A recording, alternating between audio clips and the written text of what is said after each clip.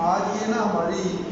Research کی class تھی، تو میں ان بچوں کو، جن کا بڑا اچھا ذوق ہے ماشاء اللہ اور بڑا اچھا پڑھ رہی ہیں، یہ لڑکیاں اور لڑکے 5th سیمسٹر 7th سیمسٹر ہے اور ان کا ریسرچ بھی قریب آنے والی ہے، تو میں نے ان کو کچھ کتابوں کی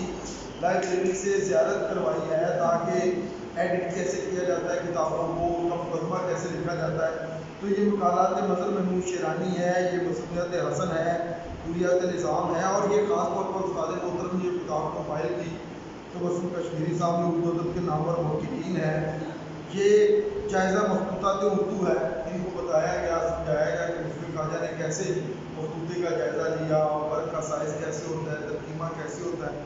اور یہ گلشن بخار ہے، اور یہ کئی چاند اثر آسمان نے ماڈرن ناول رکھا شمس الرحمان ملکی کا۔ تو میرا خیال ہے کہ ان حرکتوں سے بچوں میں کچھ نہ کچھ لٹریری ذوق پیدا ہو جائے گا، اور استاد کا یہی کام ہے کہ کچھ نہ کچھ جلا پیدا ہو جائے، روشنی نور پیدا ہو جائے، باقی بچوں نے خود ہی کام کرنا ہوتا ہے۔ بہت شکریہ، تھینک یو۔